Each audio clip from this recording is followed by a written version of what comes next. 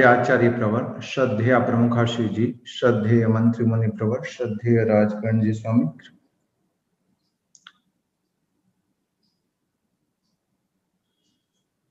जय जिनेन्द्र।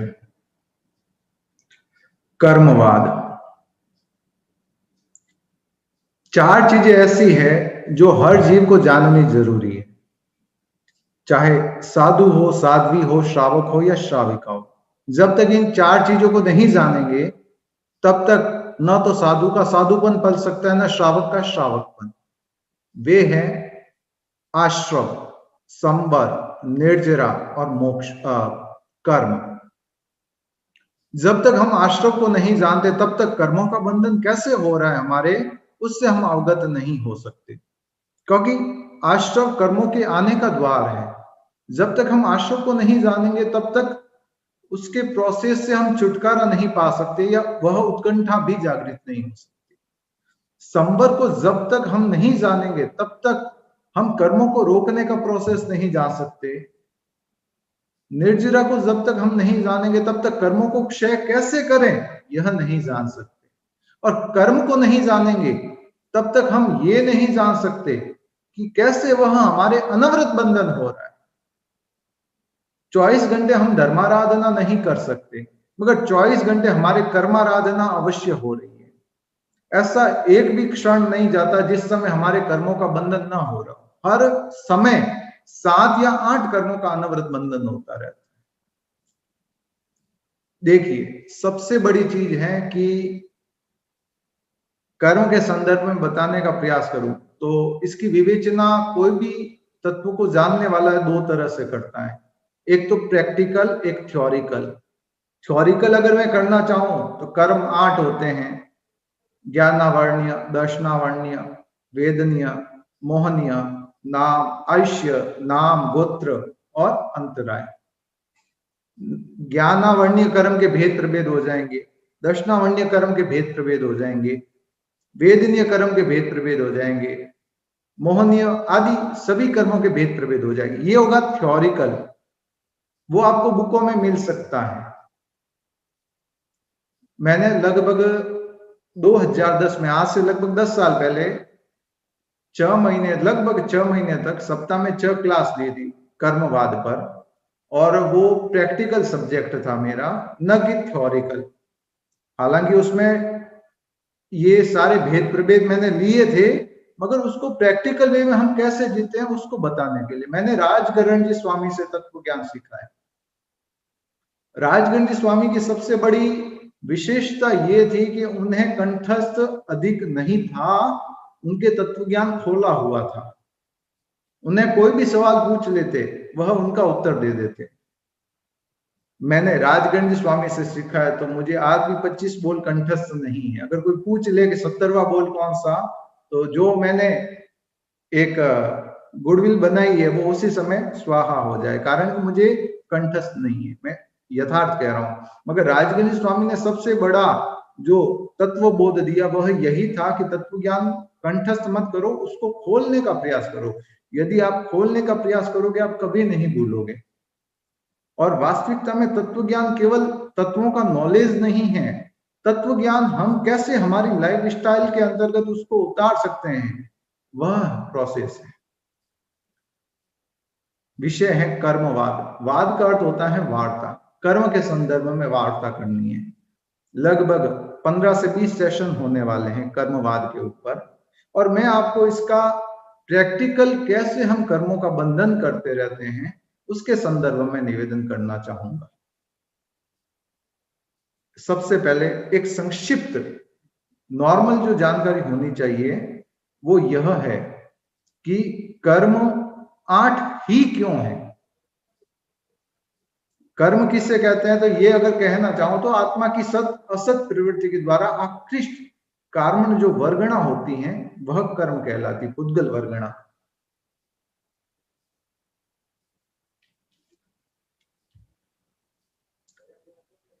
तो आत्मा की कोई भी प्रवृत्ति होगी, सत या असत यानी सही या गलत, उसके द्वारा जो आकृष्ट वर्गणा होगी वह कर्म कहलाएगी। कर्म 8 ही क्यों है, 7 नहीं, 5 नहीं, 1 नहीं, 10 नहीं, 8 ही क्यों है?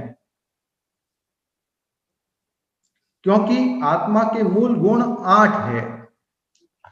केवल ज्ञान, केवल दर्शन, असंवेदन, आत्मरमण, अटल अवगाहन, अमूर्तिपन, अगुरु लघु और निरंतराय। ये 8 आत्मा के मूल गुण हैं। इन 8 गुणों को जो आवृत करने वाले हैं वे 8 कर्म हो गए। देखिए, कर्म के संदर्भ में हम जान रहे हैं तो आत्मा का पहला गुण है केवल ज्ञान। केवल ज्ञान अर्थात केवल ज्ञान, ओनली नॉलेज, अनंत ज्ञान है, वो आत्मा में अवस्थित है, मगर ज्ञानावण्य कर्म ने उसको आवृत कर लिया है। दूसरा है केवल दर्शन, अर्थात देखने की शक्ति है। हम चाहें तो एक घर में हैं, हम चाहे तो पूरी दुनिया, ब्रह्मांड, सृष्टि, लोक देख सकते हैं। सिमंद स्वामी महाविद्य क्षेत्र में कैसे देशना दे रहे हम वह भी देख सकते हैं। हमारे में नॉलेज है इतना, हमारे में इतनी कैपेबिलिटी है, मगर वह दर्शनावण्य कर्म ने उसको आवृत कर दिया। हमारी आत्मा का मूल गुण है असंवेदन, अर्थात कोई संवेदना नहीं। फिर भी इस वेदनीय कर्म ने हमें सुख और दुख की संवेदनाओं से ग्रसित कर रखा है। आत्मा का स्वभाव है कोई तरह की संवेदना नहीं होती है, न सुख की न दुख की, फिर भी हम उन्हीं संवेदनाओं से घिरे हुए हैं। आत्मा का मूल गुण है आत्मरमणता, मगर हम पौद्गलिक रमणता के अंतर्गत रमण कर रहे हैं।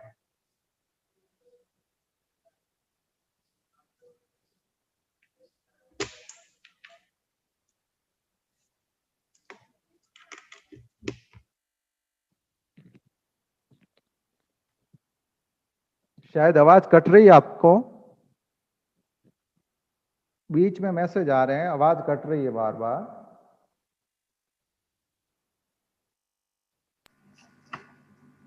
प्रॉपर आ रही है? ओके, क्योंकि वो मैसेज आ रहे थे तो इसीलिए मैंने कहा।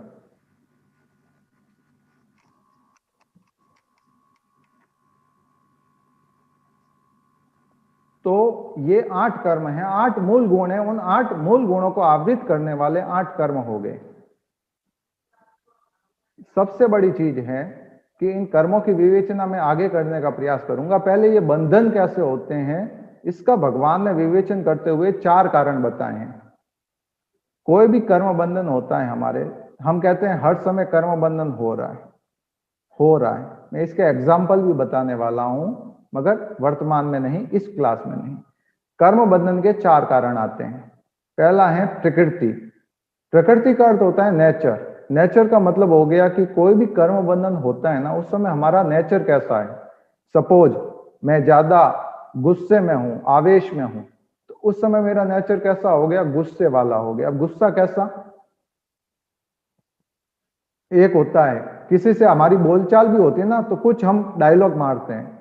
एक होता है तुझे तो कभी नहीं छोड़ूंगा, बोलते हैं ना कभी ऐसा कि तुझे तो कभी नहीं छोड़ूंगा। इसका मतलब क्या हुआ, ये अनंतानुबंधी की श्रेणी का कषाय है आपका। अर्थात यदि इस तरह से आपने बोला तो इसका मतलब है कि आप सम्यक भी नहीं रहने वाले हैं, आप मिथ्यात्व की दशा में चले जाएंगे।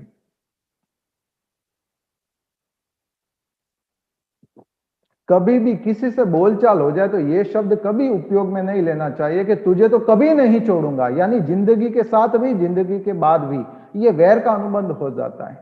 आपने कई बार कईयों को देखा होगा, जब आप ट्रेन में ट्रेवलिंग कर रहे हैं, फ्लाइट में ट्रेवलिंग कर रहे हैं, या कहीं पर भी आ जा रहे हैं, मार्केट में घूम रहे हैं, कहीं पर भी जा रहे हैं, कोई नया शख्स आपको दिखता है, उसे देखते ही आपको गुस्सा आने लगता है, चिड़चिड़ापन हो जाता है, कहीं 1-2 थप्पड़ मार दो। जबकि आप उसको प्रथम बार देख रहे हो, उसने आपको बुलाया नहीं, फिर भी आपको उसको देखकर गुस्सा आ रहा है। कई बार आपने अक्सर देखा होगा, हम ट्रेन में ट्रेवलिंग कर रहे होते हैं, कोई कहता भाई साहब थोड़ी सीट दे दीजिए ना, साइड में हो जाए ना। किसी को तो हम कहते हैं हाँ ले लीजिए, और किसी को अपनी सीट पर जाके बैठो, मेरी सीट क्यों ले रहे हो। कई बार हमारी लोअर बर्थ आती है, नीचे की सीट आती है, कोई कहता है भाई साहब मेरे पैर में दर्द है, अब ऊपर चले जाएंगे क्या। कई बार तो हम कह देते हैं हाँ कोई बात नहीं मैं ऊपर सो जाऊंगा। कई बार हम कहते हैं कि नहीं मेरे तो कमर दर्द है, मेरे तो ये दर्द है, मैं क्यों जाऊं, आप जाओ, मेरे से तो नहीं जाया जाएगा, ऊपर नहीं चढ़ा जाएगा। तो कई बार हम किसी को हाँ कह देते, किसी को ना दे देते हैं, जबकि हम प्रथम बार मिल रहे होते हैं।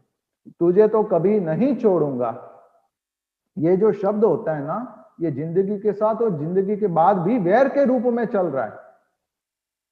यदि आपने इस शब्द का प्रयोग किया तो आपके मिथ्यात्व की दशा आ सकती है, आप सम्यक्त्व से वंचित रह सकते हैं, या सम्यक्त्व है तो जा भी सकती है। ये अनंतानुबंधी की श्रेणी होती है जो जन्म जन्मांतरों तक चलती रहती है। शब्द सामान्य है, तुझे तो कभी नहीं छोड़ूंगा, मगर इतना प्रगाढ़तम कर्म का बंधन करवा देता है कि जन्म जन्मांतरों तक भोगना पड़ता है। किसी को देखते ही अगर आपको गुस्सा आ रहा है, चिड़चिड़ापन आ रहा है और उत्तेजना आ रही है, कि गुस्सा कुछ भी आप समझ लीजिए, ईर्ष्या हो रही है, जलन हो रही है, तो उसी समय उससे मन ही मन खमत खामना कर लेना कि भाई देख, या जो भी है सामने शख्स, मुझे आपको देखते ही गुस्सा आ रहा है, क्रोध आ रहा है, इसका मतलब मेरे अतीत के जन्म का कोई आपसे वैर का अनुबंध है। मैं प्रथम बार आपको देख रहा हूं, फिर भी मुझे गुस्सा आ रहा है, ये कोई पूर्व भव के वैर का अनुबंध है, इसीलिए ऐसा हो रहा है। तो मैं शुद्ध अंतःकरण से आपसे क्षमा याचना चाहता हूं, मैं खमत कामना करता हूं, इच्छामि दुक्कडम करता हूं।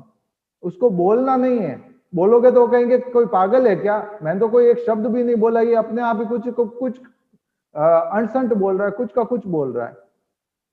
तो मन ही मन उनसे क्षमा याचना करनी है।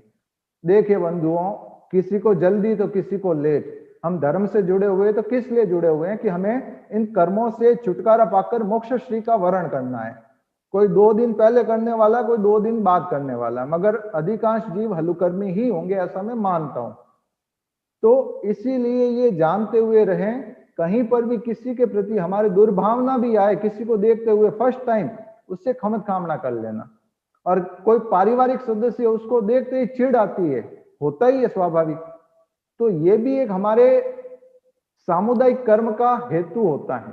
अब सामुदायिक कर्म के संदर्भ में आप पूछेंगे तो इसका एक अलग से सेशन लेने वाला हूं, इसको अलग से समझाने वाला हूं, क्योंकि मेरा ये टारगेट है कि मैं 8 कर्म इन 15-20 जो भी सेशन होंगे ना, उसमें कम लूं और प्रैक्टिकल वे में ज्यादा लूं, कारण कि जिन कारणों से हम कर्म बंधन कर रहे हैं उनसे हम बच सकें। कर्म बंधन का पहला कारण है प्रकृति। प्रकृति का अर्थ होता है कि जिस समय जो हम क्रिया कर रहे हैं उसके अंतर्गत होने वाली जो कर्म बंधन होगी वो उसी अनुसार होगी, उसी में एक कर्म प्रधान रहेगा, शेष अन्य कर्म उसके सहयोगी रहेंगे। सपोज मैं लेक्चर दे रहा हूं और आपने मेरी इंसल्ट कर दी, एक एग्जांपल दे रहा हूं मैं, ऐसा लेना मत और अन्यथा मत लीजिएगा। तो इसमें क्या होगा, ज्ञान और ज्ञानी की आशात ना हुई, ज्ञान और ज्ञानी की आशात नहीं, ये ज्ञानावण्य कर्म इसमें प्रमुखता से रहेगा, शेष 7 कर्म या 6 कर्म उसमें सहयोगी रहेंगे। दर्शनावण्य कर्म क्या कहेगा, अरे मतलब नहीं है, नहीं देखते। हो सकता है ऐसा कोई टॉपिक इसके बाद ही आने वाला था जिसके कारण आपका जीवन परिवर्तित हो जाता, आपकी लाइफस्टाइल चेंज हो जाती, मगर दर्शनावण्य कर्म क्या करता है, अवरोध कर देता है, देखने में ही अवरोध कर देता है। तो आप नहीं देखे, अरे बोर हो गए, चले गए तो क्या हुआ, वो टॉपिक चला गया जो आपकी लाइफस्टाइल को या आपके लिए टर्निंग पॉइंट हो सकता था, आप उससे छूट गए। कुछ भी आप जानते हैं उससे या तो आपको अच्छा लगेगा या बुरा लगेगा, यही वेदनीय कर्म है। आयुष्य कर्म तो लाइफ में एक बार बंधन होता है, उसका मैं अलग से पूरा एक वेबिनार लेने वाला हूं, एक एक चीज एक्सप्लेन करने वाला हूं उसके अंतर्गत। और मेरा एक प्रिय सब्जेक्ट रहा है, यदि कोई ऑडियो के श्रोता जुड़े हुए होंगे तो मैं आयुष्य कर्म कब पूर्ण होने वाले, यानी मृत्यु का पूर्वाभास भी मेरा एक टॉपिक रहता है, कि जिसके अंतर्गत मैं ये बताता हूं कि कैसे मृत्यु कब होने वाली है, हमें कैसे मालूम पड़ सकता है। उससे कुछ समय पहले हमें मालूम पड़ जाता है कि हमारी मृत्यु होने वाली है, तो वह भी मैं बताने वाला हूं। तो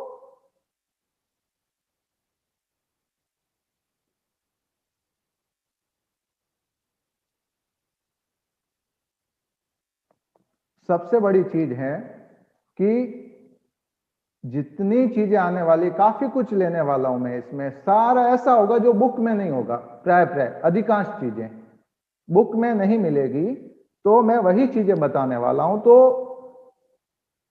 जो भी कर्म बंधन होते हैं हमारे, उसमें सबसे बड़ा कारण रहता है प्रकृति का, अर्थात जो हम एक्टिविटी कर रहे हैं।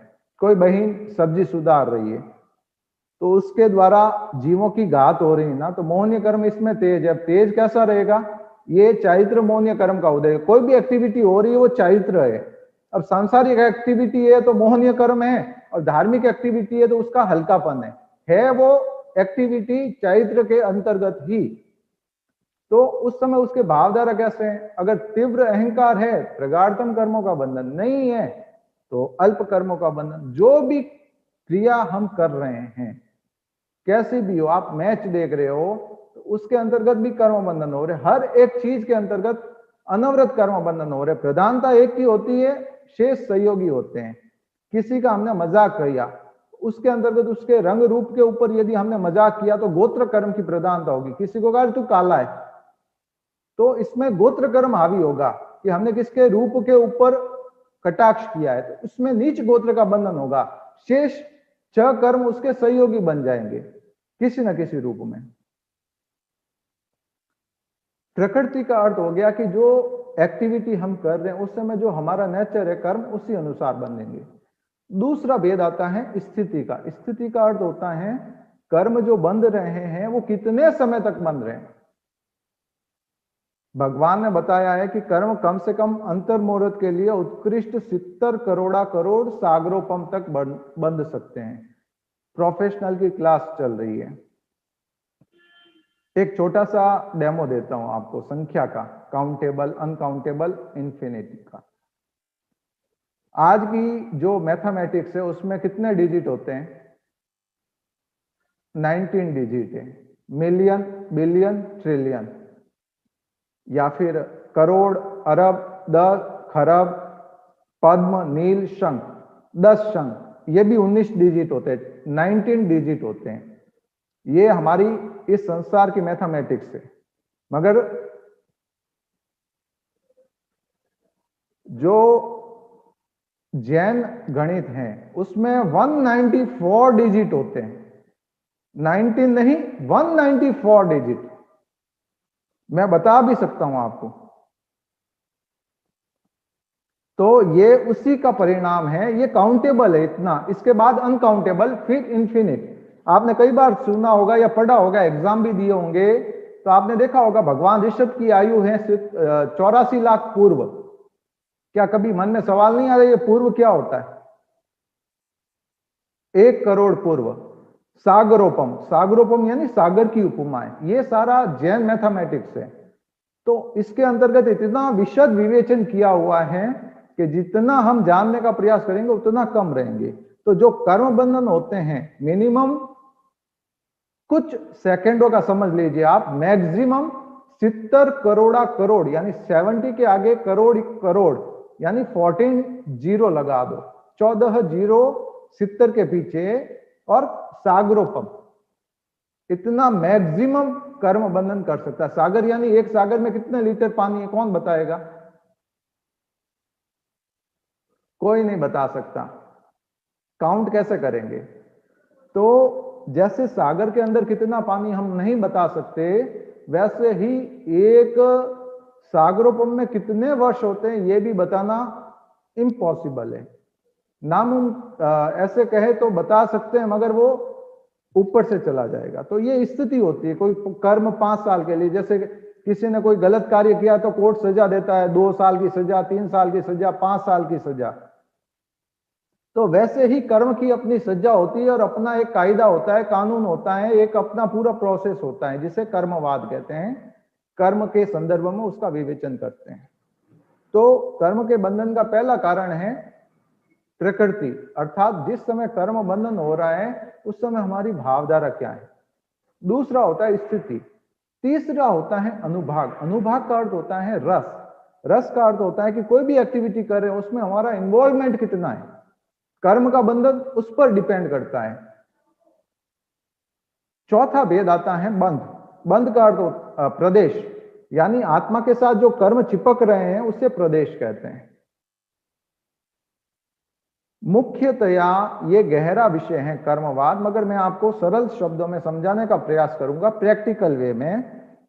पहले थोड़ा थ्योरिकल तो चलना ही पड़ेगा ना, तब भी प्रैक्टिकल हो पाएंगे। तो ये 4 भेद है, प्रकृति, स्थिति, अनुभाग, प्रदेश। इसमें से प्रकृति और प्रदेश जो है वह हमारे क्रियाओं से संबंधित है, मन वचन काया की क्रिया से संबंधित है। और स्थिति और अनुभाग संबंधित है हमारे कषायों से, इन्वॉल्वमेंट कितना है। 10 साल पहले मेरी एक क्लास चल रही थी किसी के घर पे, तो जब हम रवाना हुए तो वो फ्राइडे का दिन था, शुक्रवार था।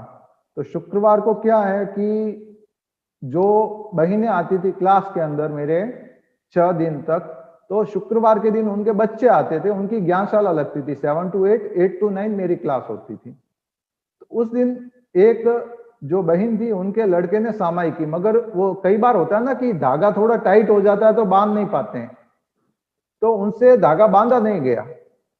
तो उस लड़के ने सामायिक तो की मगर मुखवस्त्रिका हाथ में ही रख ली। उस समय उसकी मम्मी ने कुछ नहीं कहा क्योंकि क्लास चल रही थी उनकी। उसके बाद मेरी क्लास शुरू हो गई थी बड़ों की उनके। तो जैसे ही 9 बजे क्लास संपन्न हुई, लगभग 9 बजे, तो हम रवाना हुए, मैं, भाभी और उनका लड़का, तीनों लिफ्ट में थे। उसी समय भाभी ने एकदम चिल्लाते हुए कहा, मैं नाम नहीं लूंगा, मैं मेरा ही नाम ले लेता हूं एग्जाम्पल के लिए, नरेश तुझे मालूम नहीं क्या सामाई करते समय मुखवस्त्रिका बांधते हैं? तो मैंने सहजता से भाभी से कहा, मैंने भाभी आपने इतना तेज आवाज में बोला, आप ये भी तो कह सकते हैं कि नरेश नरेश नरेश। 4 स्टेज लगे ना। एक, नरेश तुझे मालूम नहीं क्या सामाई करते समय मुखवस्त्रिका बांधनी चाहिए। एक, नरेश तुझे मालूम नहीं क्या सामाई करते समय मुखवस्त्रिका बांधनी चाहिए। नरेश तुझे मालूम नहीं क्या सामाई करते समय मुखवस्त्रिका बांधनी चाहिए। अब आप बताइए कि इसमें क्रोध कितना, किसमें हाई और किसमें कम है? एक में एकदम हाई है, नरेश तुझे मालूम नहीं क्या सामाई करते समय मुखवस्त्रिका बांधनी चाहिए। एक, नरेश तुझे मालूम नहीं क्या सामाई करते समय मुखवस्त्रिका बांधनी चाहिए। शब्द चेंज नहीं हुए हैं मगर अटैचमेंट पूरा चेंज हो गया है। एक में तीव्रतम द्वेष है, एक में अल्पतम।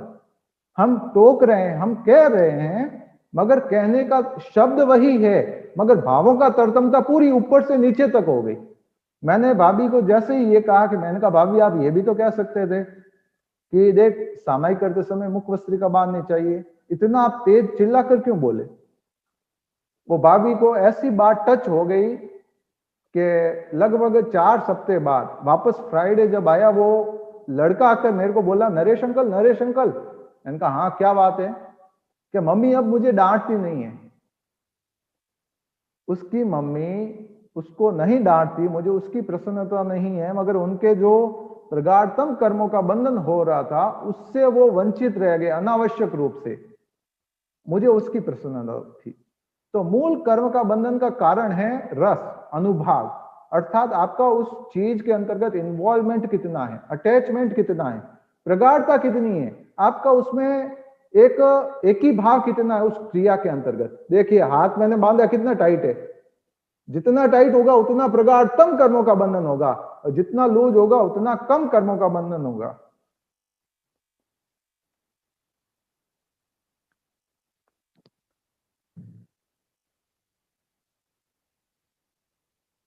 सबसे बड़ी चीज मैं यही कहना चाहता हूं कि कई ऐसे एग्जाम्पल दे सकता हूं और आएंगे भी ये वेबिनार के अंतर्गत कि कभी भी किसी भी क्रिया के अंतर्गत उत्कृष्टता नहीं होनी चाहिए। वो अगर संसार की क्रिया है तो मैंने किया, मेरे जैसा कौन कर सकता है? बॉडी लैंग्वेज देखिए, हाथ कैसे हुआ, दिख रहा है ना कैसे हाथ हुआ? ये एटीट्यूड अपने आप आता है। जिस क्रिया में मन वचन काया तीनों एक रूप रहेंगे और वो क्रिया सांसारिक है और उत्कृष्टता है उसमें, तो प्रगाढ़तम कर्मों का बंधन होगा। पाप किसी का बाप नहीं है, ये हमेशा याद रखना। पाप किसी का बाप नहीं है, किसी को छोड़ने वाला नहीं है।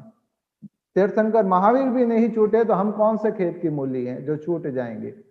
इसीलिए निवेदन करता हूं कि हम 24 घंटे धर्माराधना तो नहीं कर सकते, मगर 24 घंटे होने वाली कर्माराधना के परसेंटेज को तो कम कर सकते हैं ना। हमें वही करना है इस कर्मवाद की कार्यशाला के अंतर्गत। पहली चीज, संसार के अंतर्गत कभी भी जितनी क्रियाएं हो रही है, क्रोध के अंतर्गत मैंने आपको अभी निर्देश किया, निवेदन किया कि तुझे तो कभी नहीं छोड़ूंगा, ये शब्द कभी मत बोलना।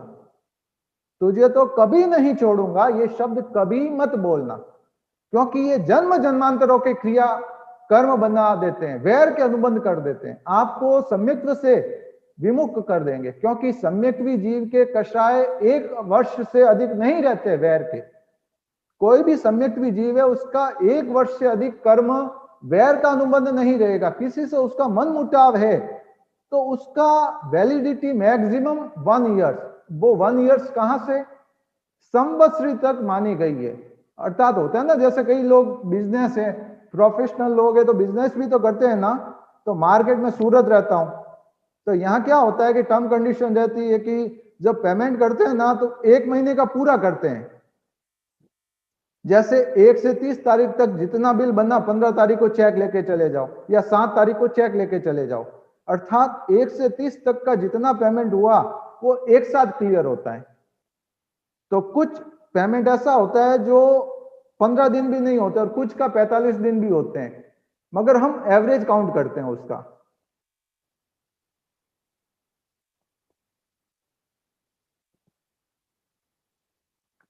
तो इसीलिए ये हमेशा याद रखिए, ध्यान रखिए कि कभी भी कहीं भी कुछ भी बोलते समय ऐसे शब्दों का प्रयोग ना हो जिसके कारण हमारे प्रगाढ़तम कर्मों का बंधन हो जाए। संवत्सरी तक किसी से भी वैर विरोध हो, उनसे क्षमा याचना होना जरूरी है, कंपलसरी है। यदि नहीं होगा तो ये समझ लीजिए कि आप व्यवहारिक रूप में तो श्रावक श्राविका हैं, मगर निश्चयिक रूप में मिथ्यात्वी बन चुके हैं, क्योंकि भगवान की आज्ञा का निषेध किया है आपने, उसकी अवहेलना की है। भगवान ने स्पष्ट कहा है कि 1 वर्ष से अधिक नहीं, तो उसका टाइम पीरियड दिया है संवत्सरी। तो इसीलिए अपने यहाँ परंपरा है कि संवत्सरी के समय 12 महीने के जिससे भी वैर विरोध होते हैं ना, हम खमत खामना करते हैं, मिच्छामि दुक्कडम करते हैं। वो इसीलिए होता है कि अकाउंट क्लियर करो, बाकी नहीं रहने चाहिए, पेंडिंग नहीं रहने चाहिए। तो पहली चीज है कि क्रोध कभी भी, तुझे तो कभी नहीं छोड़ूंगा, तुझे तो जिंदगी भर नहीं छोड़ूंगा, मैं जिंदगी भर नहीं भूल सकता। कई लोग कहते हैं ना, आपस में बोलचाल होती है कि तुमने उस समय मुझे ऐसे शब्द कहे थे वो मैं जिंदगी भर नहीं भूल सकता या भूल सकती। ये इसका मतलब है कि आप सम्यक्त्वी नहीं हैं। 1 वर्ष से अधिक अगर कर्म रह गए तो वो अनंतानुबंधी की श्रेणी में चले जाते हैं, अप्रत्याख्यानी की श्रेणी में नहीं रहते। अब ये क्या शब्द है, ये क्या है? तो एक दिन में थोड़ी ना क्लियर करना, आपको 20-25 सेशन दे दें ना, तब तक बता दूंगा आपको। तो कभी भी ये शब्द मत बोलना, तुझे तो कभी नहीं छोड़ूंगा, तुझे तो जिंदगी भर नहीं भूल सकता, तूने मेरे साथ ऐसा गलत व्यवहार किया, ये कभी मत बोलना, वरना सम्यक्त्व जाती रहेगी। और किसी के मन में आज भी किसी पुराने ऐसे विचार है कि उस समय मैंने ऐसा बोला था, आज भी मुझे उससे गुस्सा है, मुझे उससे जलन हो रही, उससे वैर का अनुबंध है, तो आज ही खमत कामना कर लेना, ये मैं निवेदन करता हूं। तो तीव्रतम क्रोध होगा, उसका परिणाम होगा तो तुझे कभी नहीं छोड़ूंगा, ये अनंतानुबंधी, जिंदगी भर नहीं छोड़ूंगा, कभी नहीं बोल सकता मैं, ये शब्द कभी यूज नहीं लेना है। ये तीव्रतम क्रोध की श्रेणी में चले जाते हैं और प्रगाढ़तम कर्मों का बंधन करा देते हैं। जितना रस अधिक उतना प्रगाढ़तम कर्म अधिक, जितना रस कमजोर उतना कर्म बंधन कमजोर। दूसरी है मान। मान क्या होता है? मैं, मेरा, मेरे जैसा कौन है, मेरे जितना होशियार कौन है, मेरे जैसा। अब देखा आपने, मेरी काया अंगुलियां अपने आप चल रही है, आंखों में एक वो लग रहा है, ऐसा तो खोलने के लिए पूरी खोलनी पड़ती है मजबूरी में, मगर जब एक अहंकार प्रदर्शित करे होंगे ना तो आंखें भी अपने आप खुल जाएंगी पूरी। आपने कभी नोटिस किया है, किसी का किसी से झगड़ा हुआ होगा आज से 15 साल पहले, 20 साल पहले, क्या उन्होंने कभी मेडिटेशन किया था उससे पहले कि उनको एक एक शब्द याद है? क्या उन्होंने कोई सरस्वती मंत्र की साधना की थी कि वो एक शब्द नहीं भूले? इतनी याद कैसे रहती है? आप कभी भी नोटिस कीजिए, किसी का भी झगड़ा किसी से आपका हुआ हो, आपको आज भी एक एक शब्द याद होगा। 10 साल हो गए, 20 साल हो गए, कितने भी साल हो गए, वो जैसे ही सामने आएगा बंदा, आपको वो पूर्व का वैर जागृत हो जाएगा। अरे उसने तो उस समय मुझे ये शब्द कहे थे, मैं कैसे भूलूं, कैसे याद रहे?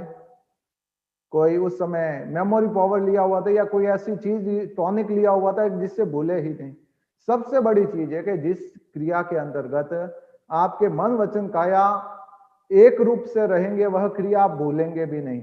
कभी भी गुस्सा होता है ना, आंखें एकदम खुली रहती है पूरी, मेरी खुली हुई ज्यादा है ना, तो आंखें एकदम खुली हुई रहती है, ऐसा लग रहा है जैसे आंखों से ही खा जाएंगे किसी को।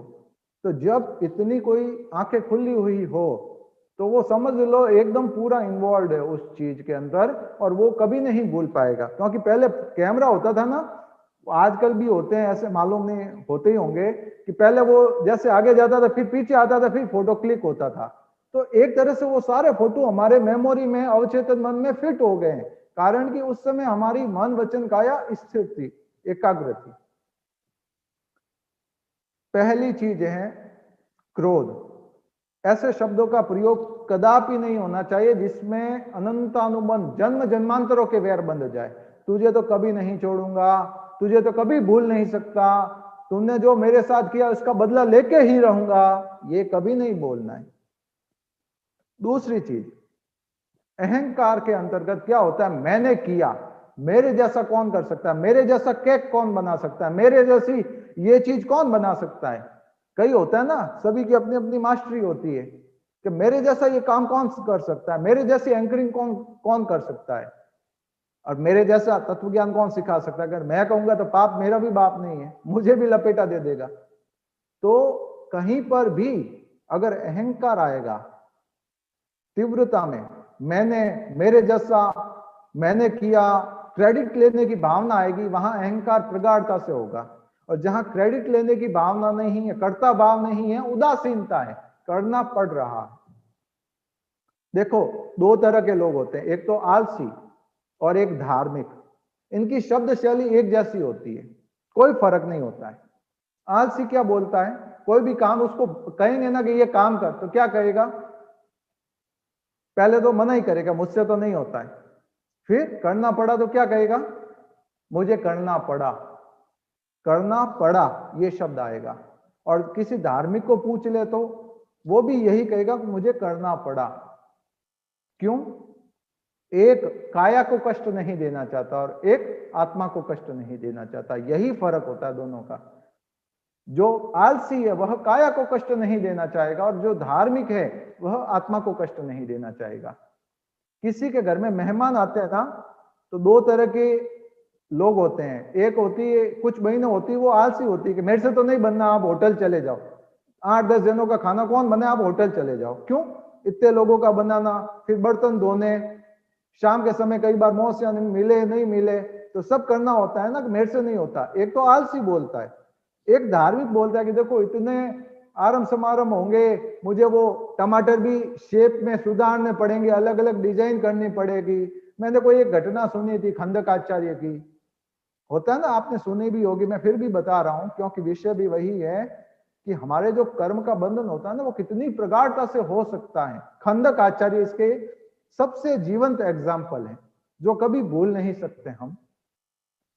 खंडक आचार्य जो मोक्षगामी जीव हैं, लास्ट भाव है उनका, मोक्ष जाने से केवल 3 घंटे या 2 घंटे पूर्व की बात, वो जिस नगरी में पधारे उधर उनकी बहन का राज्य था, बहन वहां की रानी थी, और उनके जिया जी वहां के राजा थे। जब उन्होंने दीक्षा ली तब तक उनके बहन की शादी नहीं हुई थी, और वे कई वर्षों बाद, लगभग 20-25 वर्षों बाद उस नगरी की ओर आए जहां उनकी बहन रहती थी।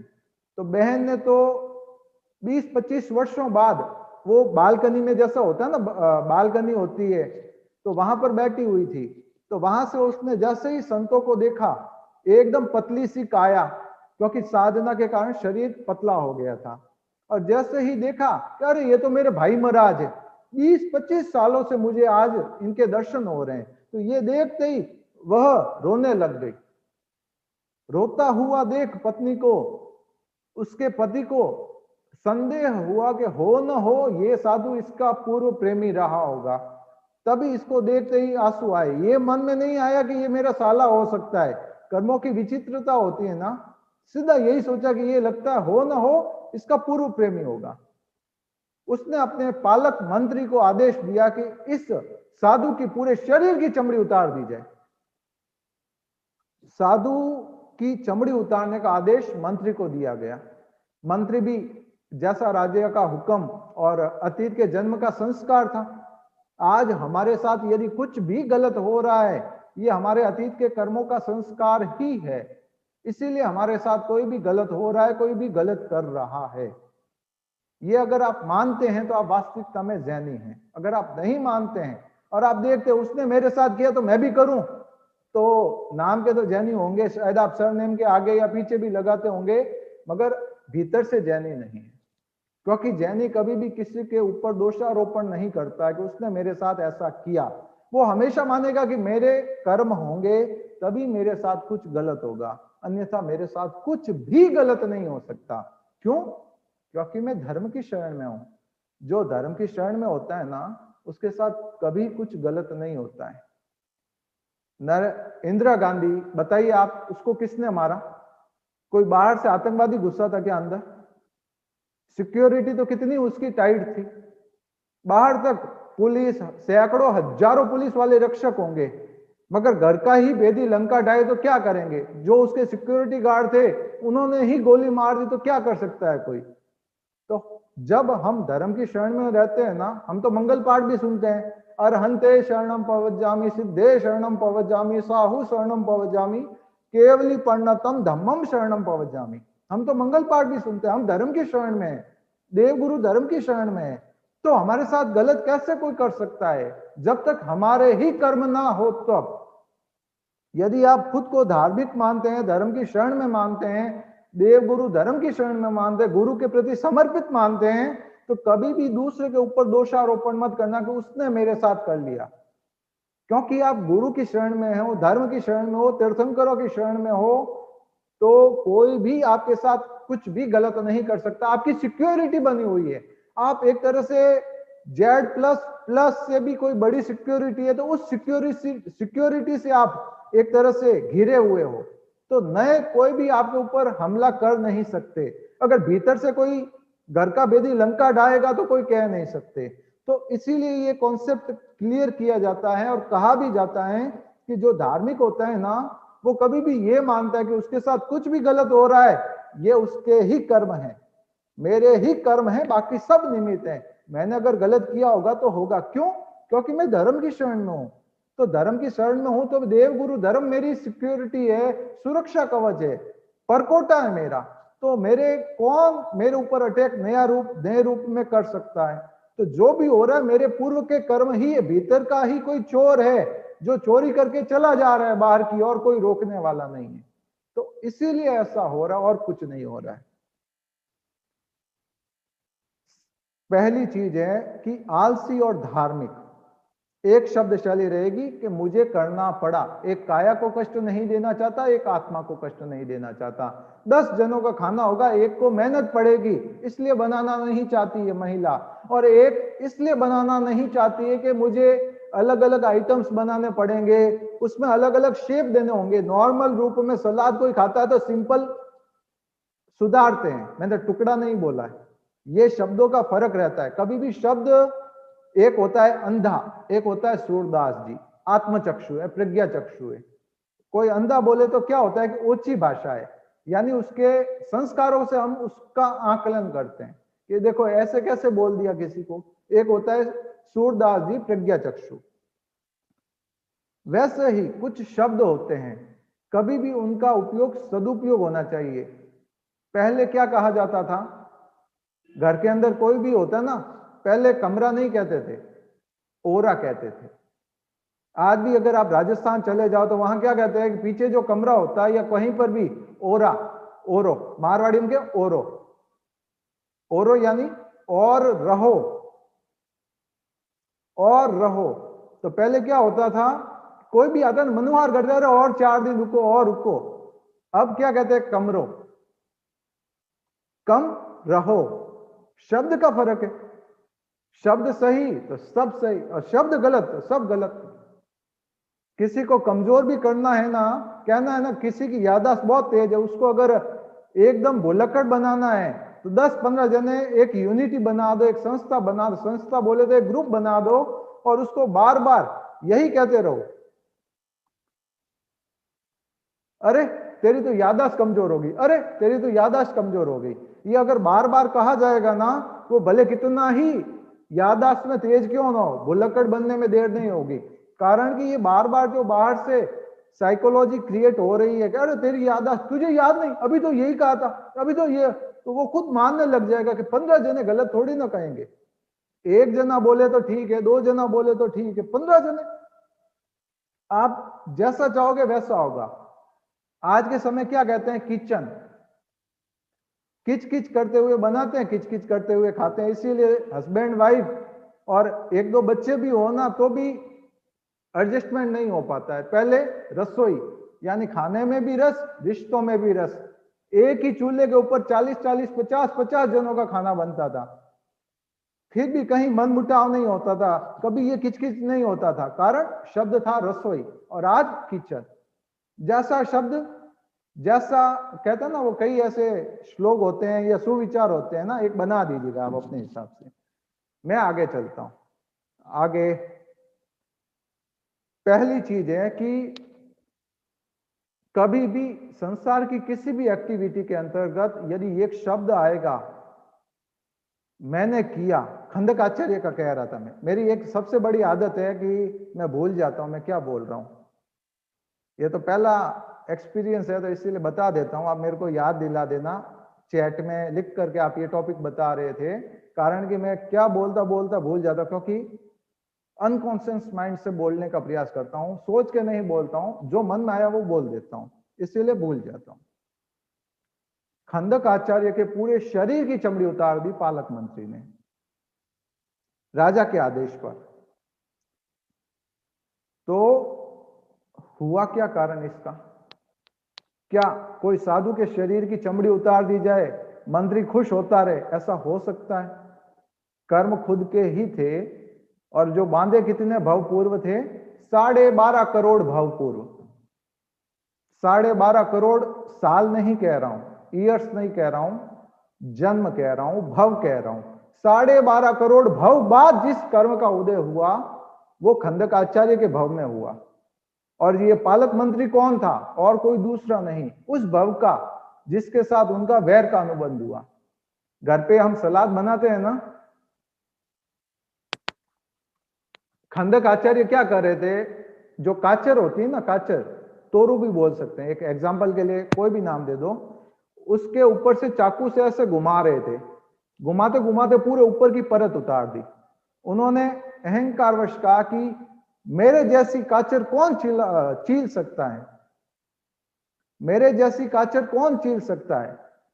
उन्होंने अहंकार किया, जैसे होता है ना बच्चे वो शार्पनर में पेंसिल डाल के ऐसे घुमाते रहते हैं तो वो पपड़ी आ जाती ऊपर की परत, तो वैसे ही खंडक आचार्य ने खाली एक काचर के ऊपर ऐसे चक्कू घुमाई तो पूरी परत उतर गई।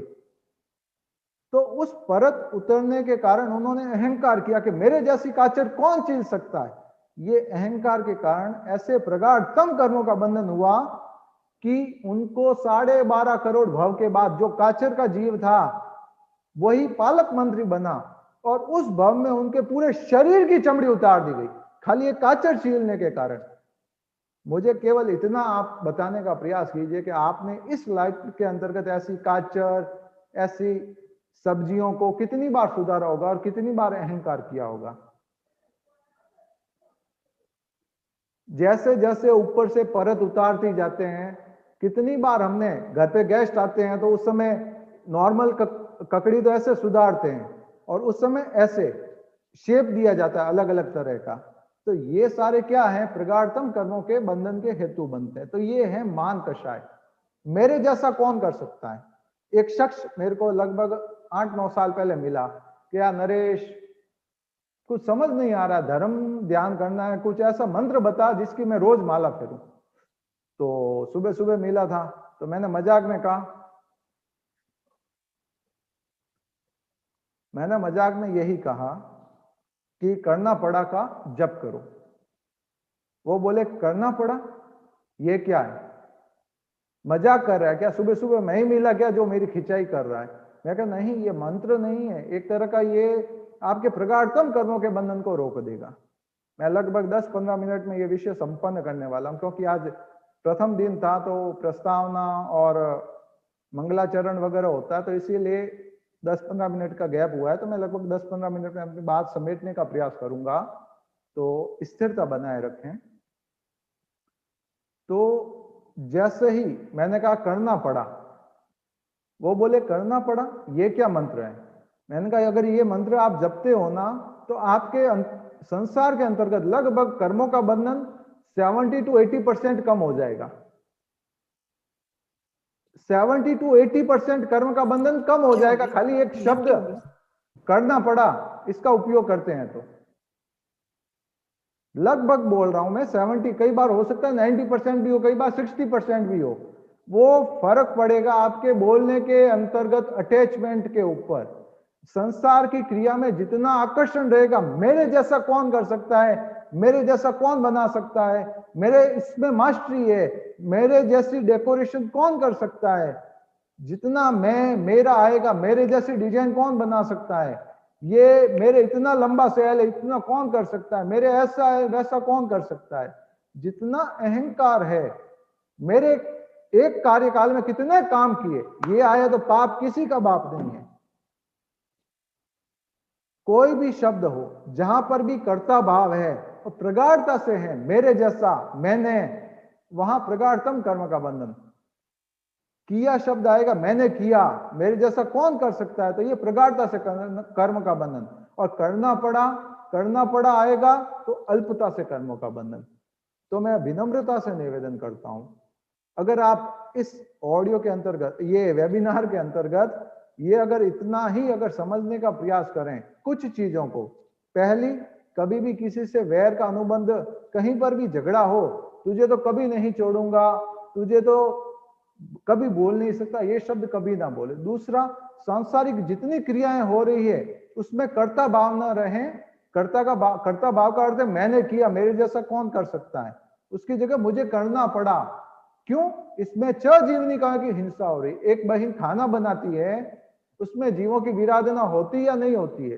तेजस का है, अप का है, पृथ्वी का है, नमक पृथ्वी का एक अंग है, वायु का है, गर्म भाप निकलती है, सीटी बजती है प्रेशर कुकर की, तो कितने वायु का एक जीवों की विराधना होती है। वनस्पति का एक, कितने जीवों को बारीकता से सुधारना पड़ता है। कई जीवों को शरीर से, अगर कोई आपका एक हाथ तोड़ ले तो कैसा लगे आपको, खींच के निकाल ले तो हाथ को, आप धनिया कैसे छूटते हो, सुधारते हो, कैसे करते हो, तो उस समय उनको वेदना नहीं होती है। ये कर्म बंधन अनवरत हम कर रहे हैं। यदि उस समय हमारी जागरूकता रहेगी, पाप विरुता रहेगी, हम कर्म बंधन से कम कर सकते हैं, बच नहीं सकते, मगर उस कर्म के परसेंटेज को कम कर सकते हैं। जहां 100% हमारा हर समय रहता था रिजल्ट, वहां हम 10, 20, 30 तक आ सकते हैं। यदि ये कुछ चीजें आप जान ले तो इस कर्मवाद के सेशन के अंतर्गत करना पड़ा और कुछ नहीं। सांसारिक जितनी गतिविधियां, उसमें उदासीनता रहे, आलसी वाली भाषा रहे। इसलिए नहीं कि मुझे काया को कष्ट मिल रहा है, इसलिए कि मेरी आत्मा इन जो जीवों को जीवनिका की हिंसा हो रही, इसलिए मेरी आत्मा को ये कार्यों में इन्वॉल्व नहीं होना है।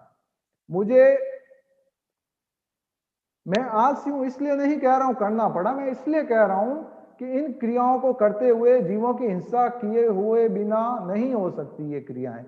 तो इसीलिए विनम्रता से निवेदन करता हूं, यदि आप करना पड़ा शब्द का उपयोग करते हैं। दूसरा, क्रोध की अवस्था में यदि उन शब्दों से बचने का प्रयास करते हैं, तो मैं गारंटी से कह सकता हूं आपके कर्म बंधन 70 to 80%, 60% या कितना भी मान लो, वो आपके इन्वॉल्वमेंट पर निर्भर करेगा।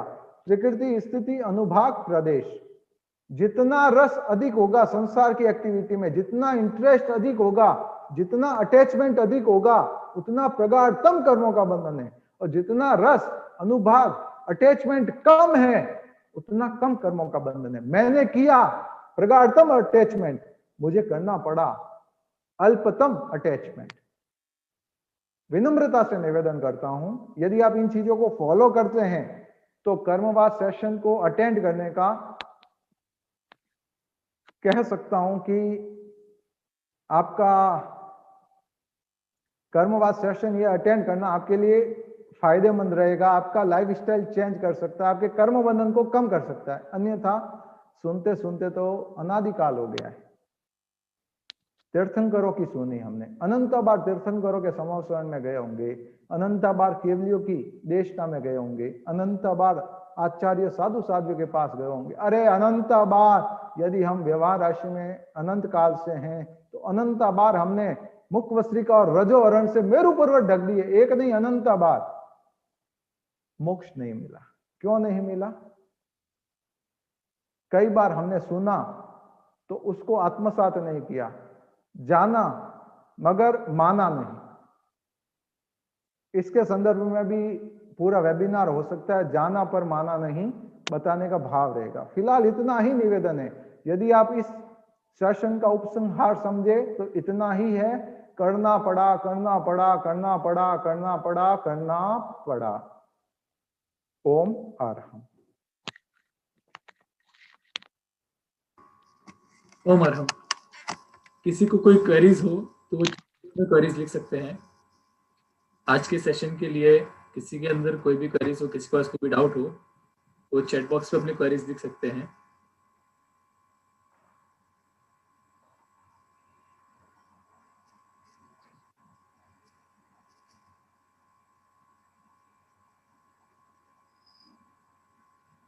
तो आई गेस नरेश भैया आपने इतना अच्छा एक्सप्लेन किया कि किसी को कुछ डाउट है नहीं। देखो दो चीजें होती है, या तो पूरा समझ में आता तो डाउट नहीं रहता, या कुछ समझ में नहीं आता है ना तो डाउट नहीं रहता है। नहीं, मुझे पूरा यकीन है कि वो फर्स्ट वाली चीज ही है, सब कुछ समझ में आया है इसीलिए डाउट नहीं है। So thank you so much. और ये session every Saturday 9 to 10 continue रहेगा। तो आप सभी से रिक्वेस्ट है कि 9 to 10 एवरी मिनट, कोई हाथ कर रहा है, कोई नाम तो मैं अनम्यूट कर रहा हूँ। Hello hello. हाँ, जय जिनेंद्र भैया। जय जिनेंद्र। भैया मुझे एक क्वेश्चन है। आपने जो गुस्से के रिलेटेड बताया कि किसी को देख के गुस्सा आता है, तो जैसे किसी को अपने पे भी बहुत गुस्सा आता है, तो उस स्थिति में अपन को क्या करना चाहिए? मतलब अपन कैसे उन चीजों का करें? मतलब किसी अन्य को हम पर गुस्सा आए तो हाँ, किसी जन्म के हमने उनके प्रति कोई ऐसे अनुबंध किए होंगे, तभी हमें आज वो देखते ही चिढ़ रहे हैं। तो यही माने कि शायद मैंने ही किसी जन्म में, क्योंकि गिव एंड टेक का सिस्टम है, जब तक ये अकाउंट क्लोज नहीं करोगे, फाइल क्लोज नहीं करोगे, ये टू बी कंटिन्यूड होती रहेगी, कैरी फॉरवर्ड होती रहेगी आगे से आगे। हाँ, तो उस अकाउंट को ही क्लोज करना होगा। वो कैसे करना है हमको? उनसे शुद्ध अंतःकरण से मन ही मन क्षमा याचना करना है। और ये देखिए, अगर कोई, मैं मेरा ही एग्जांपल बता देता हूँ एक।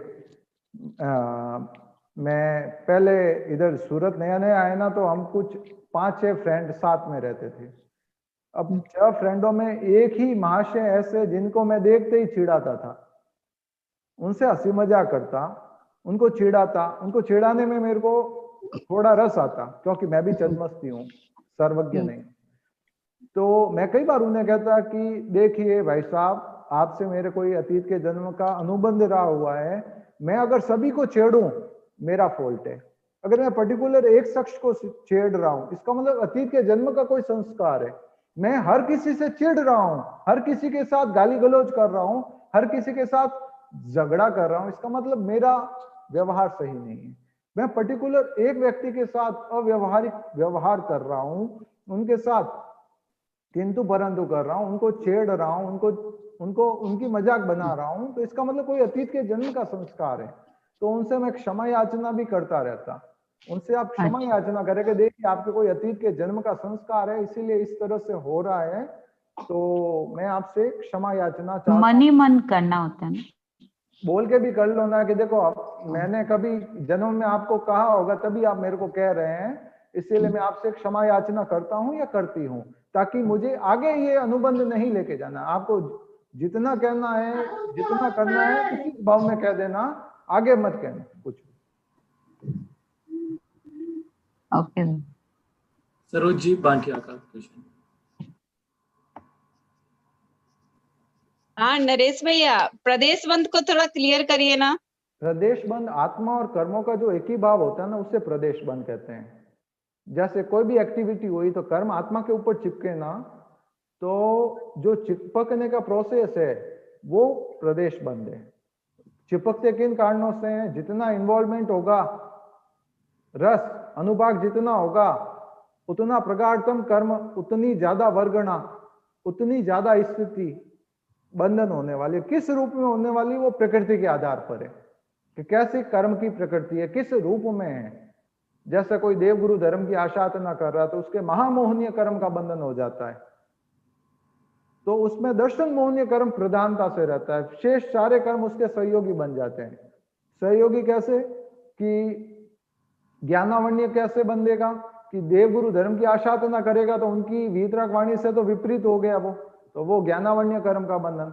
अब जिनकी वो आशाधना कर रहा है उनके पास तो जाएगा नहीं, तो ये चैत्र आत्माओं से दूर हो गया, ये दक्षिणावण्य कर्म का बंधन।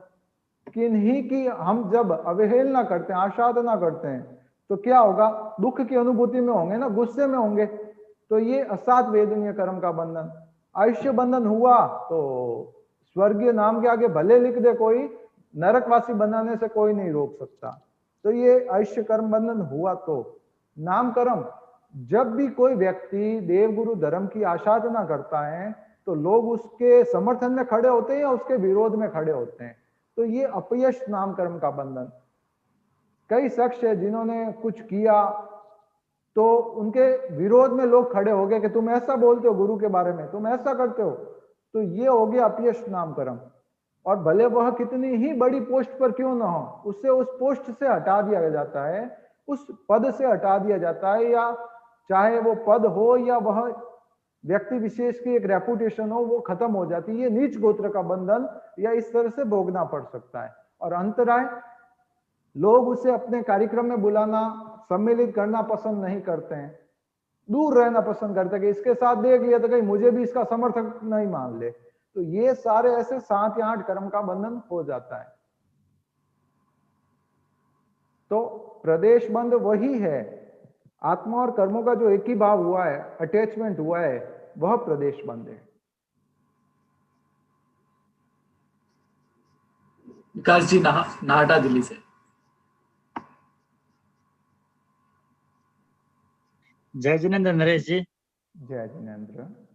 मेरी एक जिज्ञासा है, जैसे हम मार्केट जाते हैं, सुबह अपने बाजार में जाते हैं, या कोई यात्रा पे जाते हैं, या समझ लो कोई भवन निर्माण वगैरह करते हैं, तो हम नमस्कार व मंत्र मंगल पाठ साधु संतों से भी सुनते हैं। क्योंकि ये जितनी भी सांसारिक क्रियाएं हैं, ये सब मतलब कहीं ना कहीं पापकारी उससे दोष से ही पूर्ण हो पाती है, वरना हो नहीं पाती। आप, मैं क्या कहना चाह रहा हूँ, मैं आप भावार्थ ही समझे उस चीज का। और हम सुनते हैं मंगल पाठ हैं, अब करने तो जा रहे हैं हम सांसारिक कार्य, मतलब जैसे भवन निर्माण कर रहे हैं तो मंगल पाठ सुन के उसकी नींव रख रहे हैं, तो उसको बना रहे हैं, तो और वीतराग को उनको याद करके हम उस चीज की शुरुआत कर रहे हैं। तो ये थोड़ा सा वो आप थोड़ा सा बताए ना कि कैसे सही है।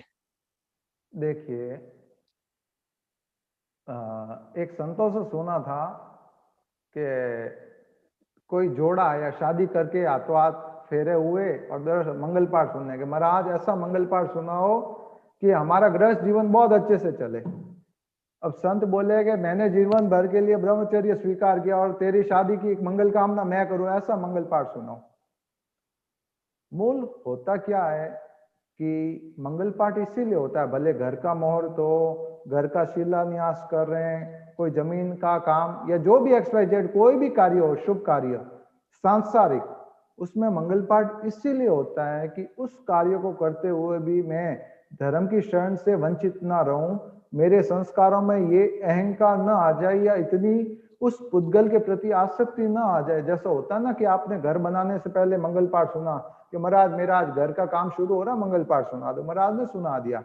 वो इसलिए नहीं सुना कि आपका घर का काम निर्विघ्नता से पूरा हो जाए, वो इसलिए सुनाते हैं मंगल पाठ की आप यात्रा में जाओ या कहीं पर भी जाओ कि आप अनवरत धर्म से जुड़े हुए रहो, धर्म से आपकी विमुखता न आए, आपका कॉन्सेप्ट हमेशा क्लियर रहे, कहीं आप पुद्गलों में आसक्त ना हो जाओ। उद्देश्य वो होता है, अब लोग किसी उद्देश्य से सुन लें वो तो मैं क्या कर सकता हूँ, बाकी मूल उद्देश्य यही होता है कि हमारे कभी भी धर्म के क्षेत्र में विघ्नता ना आए। जिस तरह से मैं धार्मिक क्रियाएं कर रहा था उसमें कोई विघ्न बाधा ना आए, इसलिए मैं मंगल पाठ सुनता हूँ। ना कि मेरा व्यापार और लंबा चले, मेरा गृहस्थ जीवन और लंबा चले, मेरा आज घर का काम शुरू कर रहा हूँ ये निर्विघ्नता से पूरा हो, भव्य इमारत खड़ी हो जाए, इसलिए नहीं होता है।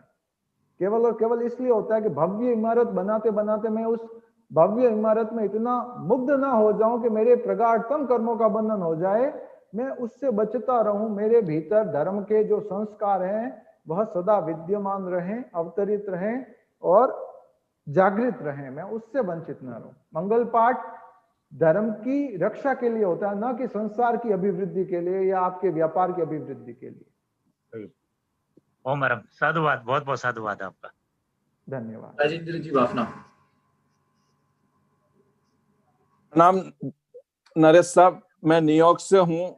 मालूम है, मैं शायद ऐसा मेरे भगवान का आशीर्वाद है कि आपकी वाणी मैं न्यूयॉर्क में 7 साल से चला रहा हूँ और पूरे न्यूयॉर्क वाले आपसे मैं तहे दिल से न्यूयॉर्क बुलाने की कोशिश करेंगे कि हमारे यहाँ सब संप्रदाय का एक ही मंदिर है, जहाँ न्यूयॉर्क में चारों संप्रदाय का एक ही इतिहास में पूरे वर्ल्ड में ऐसा मंदिर है जो चारों पंथ एक जगह हैं और हर समय पोजीशन पर हर तरह के महाराज साहब आते हैं। मैं चाहूंगा कि आपको कभी भी चांस मिले तो प्लीज हमारे न्यूयॉर्क संघ के लिए आप 7 दिन के लिए पोजीशन के दौरान जरूर पधारें, क्योंकि आपकी वाणी हमेशा सुबह मैंने आप तो अब तो जागो किया है। मैं तो यहाँ धर्म संदेश के नाम से आपके निमित्त से मेरे को तो मतलब महाराज साहब का आशीर्वाद मिले ना मिले, बट आप छोटे हैं लेकिन आप जिस हिसाब से बोल रहे हैं कर रहे हैं, या न्यूयॉर्क वाले मेरे पूरे डायमंड इंडस्ट्री में या दूसरी इंडस्ट्री में किसी को विश्वास नहीं हो रहा है कि मैं ये 7 साल से चला रहा हूँ। ये आपको बहुत बहुत साधुवाद। एंड मैं आपके भगवान से प्रार्थना करता हूँ कि आपकी ये सरस्वती जो वाणी आपके गले में बैठी है वो हमेशा आपके ऊपर भगवान इसका इष्ट बनाए रखें। जय जिनेंद्र। जय, धन्यवाद। धनराज जी दुग्गल, डूंगरवाल।